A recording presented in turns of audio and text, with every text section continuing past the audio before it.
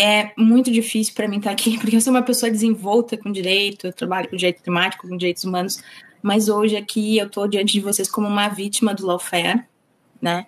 E eu adquiri, por exemplo, taquicardia quando eu falo do meu próprio caso, por isso que você já tinha me convidado há mais de um ano. E eu falei que naquele momento eu não conseguia falar de novo, é muito difícil para mim falar, mas hoje, como teve chegaram até realmente a vara, etc., eu vou dar o meu testemunho aqui para vocês de o quanto eu vi uma entidade mafiosa dentro da 13ª Vara e dentro da estrutura do TRF4, que até hoje se nega a fazer uma correção e a rever seus erros. Só consigo falar com vocês de tudo isso porque eu não sou mais juíza e eu estou a 8.000 quilômetros de distância de Curitiba. Eu só me sinto segura, assim, para vocês saberem o quanto é difícil, mesmo sendo um juiz federal na época, lutar contra uma ilegalidade acobertada pelo judiciário. Por que uma vara, sempre que você vai fazer plantão em outra subseção qualquer, se faz rodízio, mas o Moro queria o controle absoluto sobre os processos. E esse processo específico, ela pagou. A liberdade que eu concedi naquele habeas corpus, que eu nem lembro mais, eu tinha guardado todas as provas de quem era, ela falou que só que era uma pessoa da Petrobras que tinha que continuar presa porque, enfim, ele estava quase fazendo a delação e tinha que continuar preso, que o MPF ia mandar no outro dia um outro processo para prender, que ia ser inútil eu soltar, enfim, uma balela ali. Mas, enfim, não ouvi ela, coloquei ali a ordem de soltura, que não é feita de noite, é feita de manhã, né? E sempre antes de entregar o plantão, às 11 horas, geralmente a gente entregava, eu dava mais uma revisada no EPROC e vi que foi apagado. Daí eu fiquei muito brava com ela e peitei a vara, e foi então que o Moro me pegou no elevador e me pegou pelo pescoço e me ameaçou. Luciana, deixa eu falar. Vocês estão ouvindo a gravidade disso? Isso é mafioso, é criminoso. Primeiro, desculpa, deixa eu botar, você não lembra o nome da Petrobras, seria interessante para investigarem agora, mas... É alguém que estava no meu plantão, e estava preso no meu plantão, das milhares de pessoas que estavam presas lá. Isso aconteceu no ano de 2016, porque no final de dezembro de 2016, eu não contei para ninguém isso, porque eu fiquei em choque. E ali eu percebi, é muito difícil para mim falar isso para vocês, porque eu era um juiz federal na época, mas eu era uma pessoa que recém tinha tido um filho, e o meu leite secou, eu fiquei muito chocada de um colega que era tido como um herói me pegar pelo pescoço e me ameaçar, dizendo para mim ficar quieta. Eu não tive nem coragem de pedir vídeo na época para a direção do foro, porque você sofre uma violência assim... Eu não falei nem para as minhas melhores amigas, ninguém ia acreditar, gente. Ninguém ia acreditar, eu não falei para minha diretora, ninguém sabia até hoje.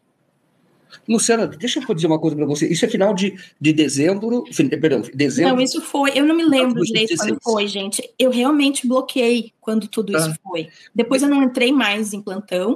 Eu comecei a denunciei pro Loraci, na época, não sei se ele era juiz corregedor ou da presidência, uma juíza que era assessora da corregedoria, Eliana Pajarim, pro Malucelli, que sempre as mesmas pessoas estão ali, sabe? Se você vai ver hoje, sempre as mesmas pessoas se alternaram como assessores da corregedoria para tapar esses buracos, que é o Loraci, Eliana, Malucelli, Gebran. Sempre essas pessoas foram se alternando. Salise também, que hoje é a corregedora do TRF4. Então, eu não sabia mais o que fazer. E piorou. A minha casa ficava na Rua Ari Lopes. Eu tinha alugado uma casa lá e a minha biblioteca, eu sempre tive biblioteca grande, ficava num janelão da frente, e eu ficava horas na minha escrivaninha dessa biblioteca trabalhando, e começou a passar todo dia um carro da Polícia Federal ali. E eu tinha sido ameaçada, eu não sabia se eu denunciava, se eu não denunciava, eu fiquei totalmente com medo. A única pessoa para quem eu falei foi em dezembro de 2016, eu acho, foi em dezembro, foi para quem foi professor da minha universidade, eu conhecia porque tinha sido desembargador do TRF4, que foi o Zavascki. O Zavascki já estava, eu acho, com o processo do Moro. Acho que sim. E eu estava muito assustada, eu não conseguia nem falar com ele, eu só chorava. E ele, muito consternado, ele falou, não se preocupa, só fala comigo, não fala para mais ninguém. E daí, na sequência, ele morreu em janeiro.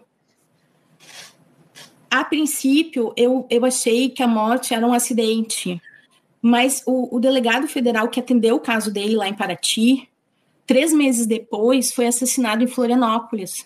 Um lugar assim, e se você vai ver as ocorrências de quantos delegados federais foram assassinados, você vê que foi só ele em décadas, né? Então você fica vendo aquela sequência assim mafiosa de que você não tem saída. A minha saída foi manter a cabeça fria, organizar um plano de saída da justiça, porque eu ia ser perseguida como o Apio está sendo perseguido agora. O Apio está sendo perseguido porque deixou de pagar uma champanhe num supermercado, enquanto o Moro levou 6 bilhões em valores atuais, gente. Eu falei a minha história para várias pessoas ali. Eu não falei da agressão, claro, no elevador do Moro, que ninguém ia acreditar, mas eu falei do caso do habeas corpus para pelo menos 6 pessoas, de diferentes corregedores, diferentes juízes corregedores do TRF4.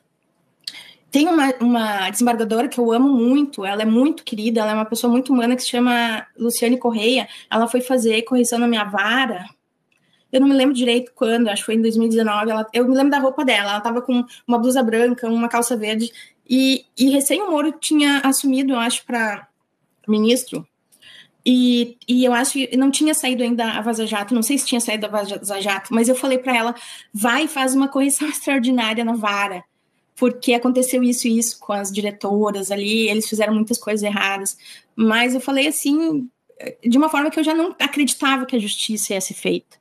E depois o próximo corregedor, que era o Cândido, é um grande lavajatista, ele pegou 2 juízes corregedores que são muito lavajatistas, de novo, né, o Loraci e outro, e isso tudo foi se apagando. Eu assumi realmente assim, que eu ia sair da justiça, porque a gota d'água até foi que eu pedi 2 férias, para emendar 2 férias para terminar o meu doutorado, o meu mestrado nos Estados Unidos, não meu doutorado. E eles não deixaram eu emendar, porque aquilo ia ser perigoso. Porque quando você bate de frente, qualquer coisa é objeto. Entraram com PAD para mim que eu não estava morando em Curitiba. É óbvio que eu não ia estar morando em Curitiba, eu tirei toda a minha família de lá. E algumas pessoas ali sabiam da corregedoria por que eu estava com medo. E ninguém fez nada. Eu tinha um filho muito pequeno. Eu só quero dizer para vocês as mesmas palavras que a gente ouviu do Papa Francisco quando mandou uma carta para o Lula. O bem vai vencer o mal. E eu acredito ainda nisso. Embora, quem sabe, não seja dessa vez que o Moro vai ser pego e vários ali do tribunal que fizeram essa quadrilha. Mas eu realmente acredito que o bem vai vencer o mal. Mas para isso a gente tem que se unir, as pessoas de bem, os advogados de bem, os juízes de bem. Onde é que está a JUF, que não pede esclarecimentos sobre o que aconteceu na 13ª Vara? Onde estão os juízes federais de bem desse país, que não exigem que tudo seja esclarecido? Então, realmente, é uma luz no fim do túnel essa operação que foi feita hoje em Curitiba.